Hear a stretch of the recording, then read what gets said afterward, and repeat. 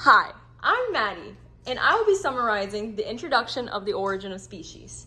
In the first chapter, Darwin starts his evolution exploration by observing domesticated plants and animals. He discovers greater variation in domesticated species than those in the wild. Although many other scientists believe the factors of surplus of food and change in temperature are the cause of it, Darwin believes that in order for these factors to contribute that much, it would have to be going on for multiple generations. Another big factor discussed was the environment. Darwin believed that the changed conditions in the environment showed indefinite variability, where differences would be shown in the young or seeds. Next, Darwin discusses artificial selection in pigeons. However, still believes that every pigeon descended from the rock pigeon. Darwin can determine that nature gives domesticated animals such as pigeons consecutive variation, and that man designates useful traits for when he breeds them. Unconscious selection or slight changes that often are unrecognized have a huge effect on domesticated animals as well. However, as generations go on, these slight changes will accumulate to the point of a new breed or subspecies. Due to unconscious/conscious selection and active roles in breeding and picking traits, there has been more distinction between species. Yay, Maddie! Hi, I'm Mickey, and today I'll be summarizing Chapter 9 of Origin of Species. In the 9th chapter, Darwin notes that sterility is incidental and that the main difference between species and variety is fertility. He states that sterility doesn't happen one specific way and that different ways of crossing parents can lead to certain levels of sterility in the offspring. Fertility is a difficult concept to grasp and what factors contribute to it. Many believe that the most fertile would be products of similar species. However, it can be seen that they sometimes produce infertile offspring. It can be noted that some species are superior at producing hybrid offspring. He observes that the most sterile are hybrids between two species that are difficult to cross. Darwin 1859b. Adjustments in the reproductive system are the real cause behind sterility in hybrids, and Darwin linked that idea to behavioral elements of elephants, who don't breed in confinement.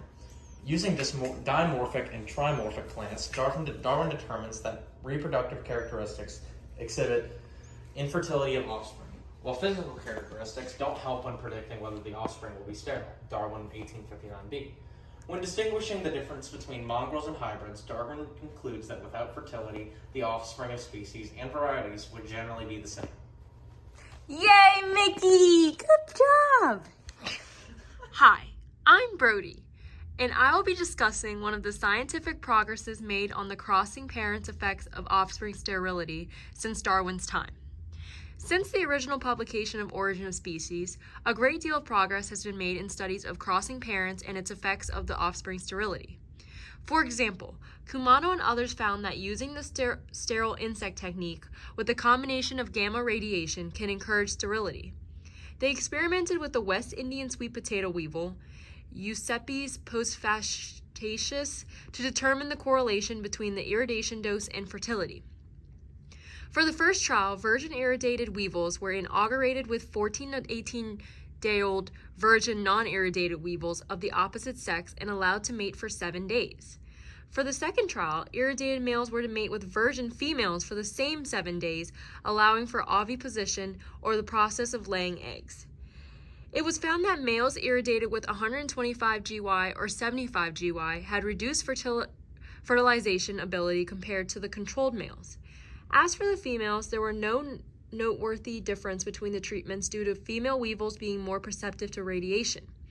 However, they found that partially sterilized male weevils were able to mate at the same rate as the control males.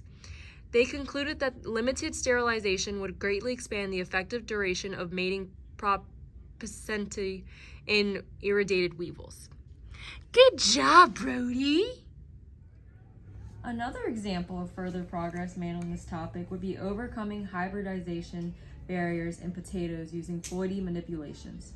According to Jankski, potato improvement is determined by the accessibility of genes that, when crossed, will supply a high-quality crop. Male sterility is compromised due to the relationship between cytoplasmic and nuclear genes and endosperm failure. However, breeders found that the investiture of effective polyploidy can defeat crossing barriers resulting from endosperm failure.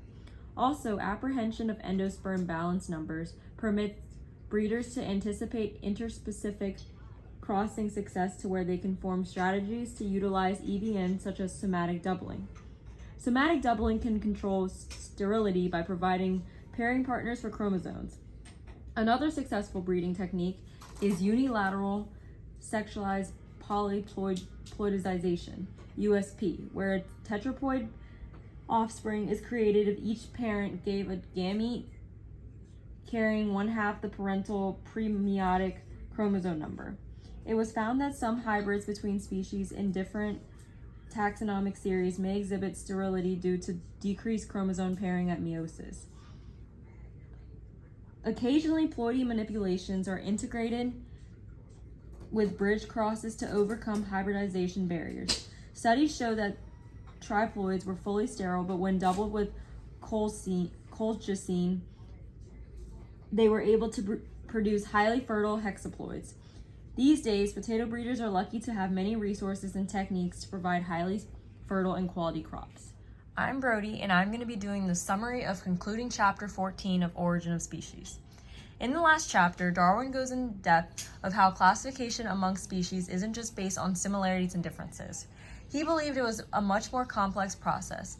Numerous naturalists believe organisms could be grouped based on characteristics of their structure.